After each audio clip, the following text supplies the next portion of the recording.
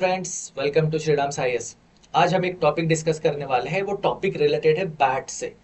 Bats जो है ये मैमल्स है, mammals like human being. But bats fly कर सकते हैं और बाकी के जो मैमल्स है वो फ्लाई नहीं कर सकते हैं। तो वही इसकी स्पेशलिटी है कि बैट ये इकलौता ओनली मैमल है जो फ्लाई कर सकता है।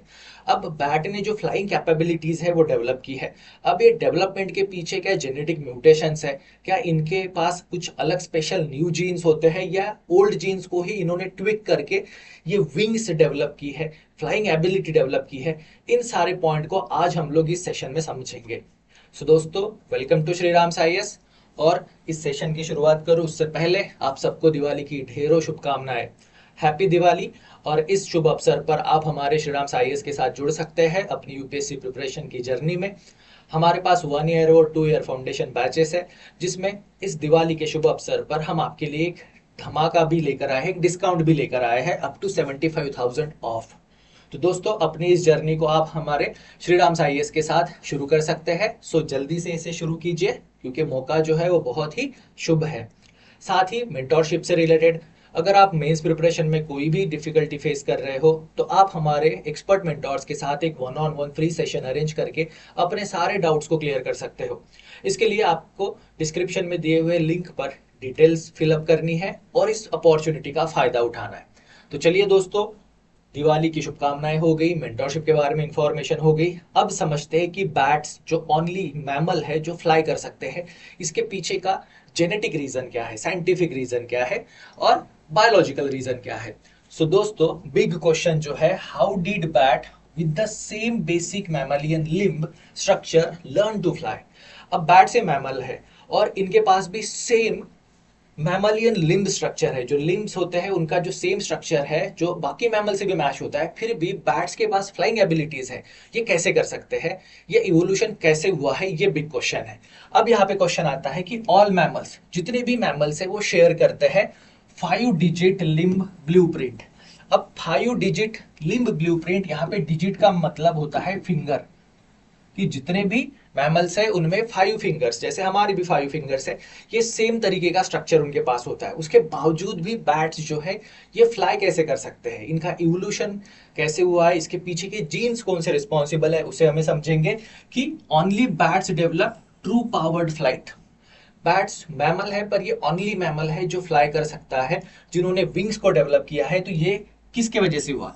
क्या इन्होंने कोई नया जीन डेवलप किया है जो बाकी मैमल्स में नहीं पाया जाता, बट ओनली इन बैट्स में पाया जाता है, या इन्होंने अपने किसी ओल्ड जीन को ही यूज किया है डिफरेंटली इनके जेनेटिक एवोल्यूशन में? ये बिग क्वेश्चंस है और इन्हीं बिग क्वेश्चंस का आंसर हम लोग आज के इस सेशन में देखेंगे। तो दोस्तों, मैमल्स क्या होता है? मैमल्स जनरल सिंपल क्लासिफिकेशन जो है कि ये मैमल्स जो है ये वार्म ब्लडेड वर्टेब्रेट्स होते हैं। वार्म ब्लडेड वर्टेब्रेट्स जिनको हेयर्स होते हैं, 4 लिम्स होते हैं। 4 लिम्स, उनमें से ह्यूमंस जो है ये 2 लिम्स एज अ लेग और 2 limbs as a hand use करते हैं। साथ ही इन ये मिल्क प्रोड्यूस कर सकते हैं। मैमल मैमरी ग्लैंड्स होते हैं, मिल्क प्रोड्यूस कर सकते हैं। तो वार्म ब्लडेड वर्टेब्रेट्स है जो मिल्क प्रोड्यूस कर सकते हैं, जिन्हें 4 लिम्स होते हैं। इस क्लासिफिकेशन के हिसाब से अगर देखें तो लायंस, एलिफेंट है, इवन फिश में अगर बात करें तो डॉल्फिन, शार्क, व्हेल, ये भी मैमल्स में आते हैं। बट बैट जो है ये ऐसा इकलौता मैमल है जो फ्लाई कर सकता है। अब ये फ्लाइंग कैपेबिलिटीज बैट ने कैसे डेवलप की है, यही आज का हमारा क्वेश्चन है। और जहां तक हम बात कर रहे थे 5 digit, okay, 5 digit finger limb की, तो यहाँ पर अगर बात करें तो ह्यूमंस का भी स्केलेटन स्ट्रक्चर आप यहाँ पर देख सकते हो। सेम स्ट्रक्चर कैट के कॉन्टेक्स्ट में भी आता है। व्हेल, जिन्होंने उनके फीन्स जो है वो अडाप्ट किए हैं, पर यहाँ पर भी हमें 5 बोन स्ट्रक्चर दिखाई देंगे। बट बात आती है बैट्स की, तो बैट्स ने यहाँ पर विंग्स डेवलप की है। अब ये विंग्स डेवलपमेंट किस तरह से हुआ है, इसके पीछे के जेनेटिक्स क्या है, उन्हें हम समझेंगे। तो पहली जो थ्योरी जो थी, पहली थ्योरी जिसे हम कहते हैं कायरोपैटेजियम मिस्ट्री। अब कायरोपैटेजियम मिस्ट्री क्या है? तो कायरोपैटेजियम क्या है? कायरोपैटेजियम होता है a skin sheet, thin skin sheet between bats finger. जो बैट्स के फिंगर है उनके बीच में जो एक थीन शीट है स्किन की। अब जैसे इस डायग्राम में आप देख सकते हो कि ये स्केलेटल इमेज है बैट्स की। अब ये जो डिफरेंट है ये है फिंगर्स। अब इन फिंगर्स के बीच में स्किन है और इसी स्किन को कहा जाता है कायरोपैटेजियम।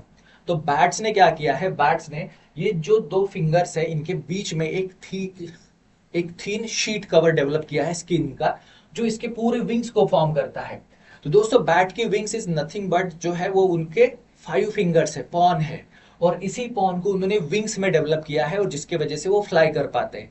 अब ये जो अडाप्टेशन थ्योरी है, जिसमें मिस्ट्री जो थी वो थी कायरोपेटिजियम की, कि कायरोपेटिजियम इन बैट्स के फिंगर के बीच में कैसे डेवलप हुआ, स्किन कैसे डेवलप हुई।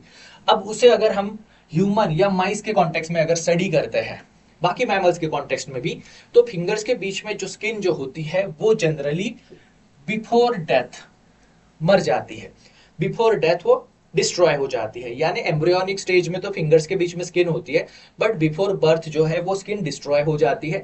इस प्रोसेस को कहते हैं अपोस्टेसिस। अब अपोस्टेसिस प्रोसेस कहते हैं, तो यहाँ पर वन एजम्पशन ये था कि बैट्स ने जो अपोस्टेसिस के लिए रिस्पॉन्सिबल जीन्स है उन्हें सप्रेस कर दिया होगा, जिसके वजह से बैट्स में अपोस्टेसिस की एक्टिविटी जो है वो नहीं होती है। बाकी ह्यूमन और माइस में स्किन सेल जो फिंगर्स के बीच में जो स्किन सेल है वो डेड हो जाती है अपोस्टेसिस की वजह से। सो इनिशियली थॉट की कि भाई ये स्किन जो स्टे हो जाती है, तो उसके पीछे ये जो था कि बैट्स जो है इन्होंने अपोस्टेसिस को सप्रेस कर दिया होगा। फिर उसी के कॉन्टेक्स्ट में लेटेस्ट रिसर्च की गई। अब इस रिसर्च में उन्होंने क्या किया, तो उन्होंने नियर अबाउट 1,80,000 प्लस बैट और माइस के एम्ब्रियोनिक सेल्स को कंपेयर किया, और इस कंपैरिजन के लिए उन्होंने single cell RNA sequencing method use की और बहुत सारे कंप्यूटर मॉडलिंग्स को भी यूज किया। और इस मॉडलिंग के थ्रू उन्होंने एक इंटरस्पेसीज लिम्ब एटलास क्रिएट किया, इंटरस्पेसीज लिम्ब एटलास, ताकि जो लिम्ब का जो स्ट्रक्चर है उससे रिलेटेड जीन्स जो है उन्हें कंपेयर किया जा सके। और उसके लिए मेथड यूज की सिंगल सेल आरएनए सीक्वेंस। अब इस स्टडी का जो एम था वो ये था कि what makes bat limbs different at cellular level. Cellular level पे बैट के लिम्स डिफरेंट कैसे हो जाते हैं। जैसे कि बैट का लिम्ब है, हमने देखा कि ये फिंगर्स है, उनके बीच में शीट है। अब वही अगर बात करें ह्यूमन कॉन्टेक्स्ट में, तो इनमें और इनमें सेलुलर लेवल पे क्या डिफरेंस है, ये इस स्टडी का ऑब्जेक्टिव था। तो इस स्टडी में पाया गया कि यहाँ पे no new cell type, bats में कोई भी नया सेल टाइप नहीं है जो पर्टिकुलरली उस थीन शीट के लिए रिस्पॉन्सिबल हो। और जहां तक बात है अपोस्टेसिस की, तो अपोस्टेसिस के लिए जो जीन रिस्पॉन्सिबल है वो जीन भी पाए गए बैट्स में, यानी बैट्स में भी अपोस्टेसिस होता है। अपोस्टेसिस इस प्रोसेस में जो सेल जो है वो इंटरनल ब्रेकडाउन हो जाती है और उसके बाद उसे रिसाइकल कर लेती है बॉडी, यानी बेसिकली सेल की डेथ हो जाती है। पर ये जो डेथ वाला जो सिनेरियो था, अपोस्टेसिस था, ये बैट्स में भी होता है। बैट्स में इसे डिसेबल नहीं किया गया क्योंकि अपोस्टेसिस के लिए जो रिस्पॉन्सिबल जीन्स है वो बैट्स में भी पाए गए, यानी यहाँ पे बैट्स डिडंट स्टॉप अपोस्टेसिस। फिर क्वेश्चन आता है, फिर ऐसी कौन सी प्रोसेस है जिसके वजह से बैट्स जो है उनके फिंगर्स के बीच में एक थीन शीट ऑफ स्किन क्रिएट कर पा रहे। अब उसका आंसर जो है वो आंसर है फाइब्रोब्लास्ट। फाइब्रोब्लास्ट। अब फाइब्रोब्लास्ट क्या होता है? फाइब्रोब्लास्ट एक स्पेशल टाइप्स की सेल्स होती है जो टिश्यू को, स्ट्रक्चर को, उसे रिपेयर करने में हेल्प करती है। अब जी ये जो फाइब्रोब्लास्ट है ये सारे मैमल्स में भी पाए जाते हैं। जनरली जो मैमल्स हैं इनमें ये फाइब्रोब्लास्ट पाए जाते हैं शोल्डर्स में। ओके, फाइब्रोब्लास्ट बाकी नॉर्मल मैमल्स में पाए जाते हैं शोल्डर्स में, but in case of bat ये जो फाइब्रोब्लास्ट है ये पाया गया या इन्हें माइग्रेट किया उसने फिंगर्स के बीच में। तो फाइब्रोब्लास्ट जो बाकी मैमल्स में ओनली शोल्डर्स में पाए जाते हैं, बैट ने उन फाइब्रोब्लास्ट को माइग्रेट किया फिंगर के सेल में, जिसके वजह से क्या हुआ, तो जिसके वजह से उन फिंगर्स के बीच में एक थीन शीट ऑफ स्किन डेवलप हो गई, जिससे कि बैट ने विंग डेवलप कर ली। और ये कैसे पता चला, तो जो दो जीन है जो इस फाइब्रोब्लास्ट को रेगुलेट करते हैं, वो दो जीन जो है वो बैट्स में पाए गए। अब ये जो जीन है क्या ये न्यू जीन्स है? नहीं, ये ओल्ड जीन्स ही है। बस बैट्स ने क्या किया, बैट्स ने वो जो ओल्ड जीन्स थे जिनकी जिनकी लोकेशन शोल्डर्स में होती थी उसे माइग्रेट किया स्किन के बीच में, और जिसके वजह से उन्होंने इवोल्यूशन के थ्रू, अडाप्टेशन के थ्रू विंग्स डेवलप की। तो दोस्तों यहाँ पर बैट्स ने जो विंग्स डेवलप की है उसके पीछे का रीजन जो है वो है फाइब्रोब्लास्ट, यानी हम यहाँ पर कह सकते हैं जीन स्विच। तो अदर मैमल्स में ये जो दो जीन्स है जो फाइब्रोब्लास्ट के लिए रिस्पॉन्सिबल है, ये स्विच ऑफ हो जाते हैं आफ्टर फिंगर फॉर्मेशन। एक बार फिंगर फॉर्मेशन हो गया तो ये दो जीन्स स्विच ऑफ हो जाता है। But in case of bats ये जो दो जीन्स है वो स्विच बैक ऑन हो जाते हैं बिटवीन डिजिट्स, बिटवीन फिंगर्स, जिसके वजह से फिंगर्स के बीच में बैट जो है ये स्किन डेवलप कर लेता है जो उसे विंग प्रोवाइड करता है, जिसके वजह से वो फ्लाई कर पाता है। और इस टाइप ऑफ इवोल्यूशन को कहा जाता है रेगुलेटरी इवोल्यूशन। ओके, ये टर्म याद रखनी है, इस टाइप के इवोल्यूशन को कहा जाता है रेगुलेटरी इवोल्यूशन, क्योंकि इस टाइप ऑफ इवोल्यूशन में न्यू जीन क्रिएट नहीं किया जाता, बल्कि ओल्ड जीन को ही न्यू प्लेस में यूज किया जाता है। ओल्ड जीन को ही यूज करते हैं बट इन डिफरेंट लोकेशन।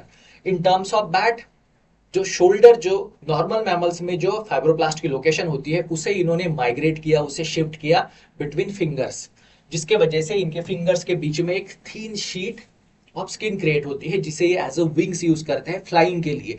इसीलिए बैट जो है ये ओनली इकलौता मैमल है जो फ्लाई कर सकता है। अब दोस्तों इसके साथ इन्होंने एक एक्सपेरिमेंट भी किया। इन्होंने एक्सपेरिमेंट क्या किया, जो माउस जो थे उनमें ये जो दो जीन्स है, ओके, फाइब्रोब्लास्ट के लिए जो रिस्पॉन्सिबल है, उन्हें एक्टिवेट किया और उन्होंने जो रैट्स है, माइस जो है, उनको ऑब्जर्व किया। इस ऑब्जर्वेशन में इनको पता चला कि बैट्स के जो फिंगर्स है इनके बीच में भी स्किन डेवलप हो रही है, यानी ये दो जीन जो है इनके वजह से वेब्ड डिजिट क्रिएट्स हुए। अब ये सेम फिनोमिना ह्यूमंस में भी पाया जाता है, जिसे हम कहते हैं फ्यूज्ड फिंगर। फ्यूज्ड फिंगर इस तरह से, ये देखिए यहाँ पे दो फिंगर जो है ये फ्यूज हो गए। अब ये जेनेटिक डिसऑर्डर के होता है। अब इससे हमें पता चला कि ये फ्यूज फिंगर फिनोमिना कब हो सकता है, जब ये जो फाइब्रोप्लास्ट के जो दो जीन्स है अगर वो एक्टिवेट रहे, यानी उन्हें अगर वापस स्विच ऑन कर दिया जाए फिंगर्स के बीच में, तो ये दो फिंगर्स के बीच में स्किन को डेवलप कर सकते हैं। तो यहां से एक जो कंक्लूजन जो बाहर आया वो ये आया कि टू जीन्स, ओके, ये जो दो जीन्स है TBX3 इंक्लूडिंग, ये दो जीन रिस्पॉन्सिबल है बैट के विंग फॉर्मेशन में। तो बैट की जो विंग फॉर्मेशन हो रही है, क्यों, तो फिंगर्स के बीच में स्किन के डेवलपमेंट की वजह से, उसके लिए ये दो जीन रिस्पॉन्सिबल है जो फाइब्रोब्लास्ट को कैरी ऑन करते हैं। अब यहाँ पर और एक कंसेप्ट आती है, इस कंसेप्ट को हम कहते हैं इवोल्यूशनरी कोऑप्शन। इवोल्यूशनरी कोऑप्शन, अब इवोल्यूशन ही हुआ है। यहाँ पर आप देख सकते हो कि कैसे बैट और बर्ड्स डिफरेंट हुए हैं। अब इवोल्यूशनरी कोऑप्शंस है, अब बर्ड्स ने मोस्टली विंग्स डेवलप की है, बट बैट्स के टाइम पर अगर बात करें तो इवोल्यूशनरी कोऑप्शन में कोई नया जीन डेवलप नहीं हुआ है, कोई नया जीन इवॉल्व नहीं हुआ है, बल्कि पुराने ही जीन को ट्विक किया गया है। उस जीन की टाइमिंग, टाइमिंग यानी उसका स्विच ऑन और स्विच ऑफ का सीक्वेंस, उसके साथ ही उसकी लोकेशन, यहाँ पे शोल्डर से उसकी लोकेशन को स्विच किया गया फिंगर्स के बीच में, साथ ही इंटेंसिटी ऑफ जीन एक्टिविटी। तो इस टाइप की जो इवोल्यूशन है, जहां पर हम पर्टिकुलर काइंड ऑफ जीन्स को टर्न ऑन करके आर्म्स को विंग्स में कन्वर्ट कर सकते हैं, फिन्स को फ्लिपर्स में कन्वर्ट कर सकते हैं और पॉन्स को हैंड में कन्वर्ट कर सकते हैं। तो इस टाइप ऑफ इवोल्यूशन को कहा जाता है इवोल्यूशनरी कोऑप्शन, जिसमें रीयूज किया जाता है ओल्डर जीन को फॉर डिफरेंट पर्पस और डिफरेंट फंक्शन।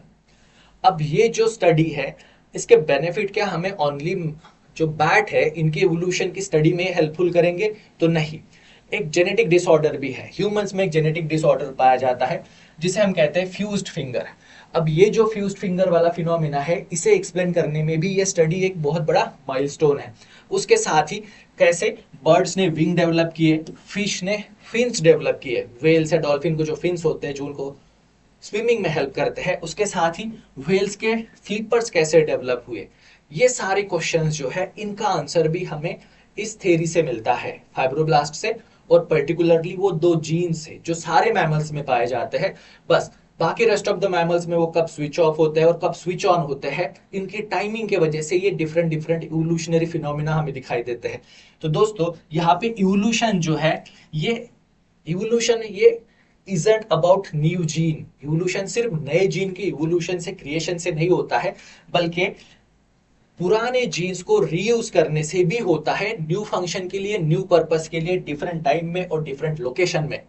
तो इस पूरे सेशन का कि बैट्स क्यों ओनली फ्लाइंग मैमल्स है, इस पूरे सेशन का टेक अवे देखते हैं। इस पूरे सेशन का टेक अवे ये है कि bat didn't invent new genes. Bats जो ओनली मैमल है, फ्लाई कर सकते हैं, तो उन्होंने ये इवोल्यूशन न्यू जीन्स क्रिएट करके नहीं, बल्कि एग्जिस्टिंग जीन्स को ही क्लेवरली यूज करके अचीव किया है। सेकंड पॉइंट, ये जो दो जीन्स है MEIS2 एंड TBX3, ये switches on and switches of होते हैं बिटवीन फिंगर, जिसके वजह से जो पॉन जो है, हैंड जो है, ह्यूमन के कॉन्टेक्स्ट में हैंड्स, उसी को बैट्स ने विंग में डेवलप किया है। तो ये फिंगर है, पॉन है, जिसे बैट्स ने विंग में डेवलप किया है, और इसे कहा जाता है रेगुलेटरी इवोल्यूशन।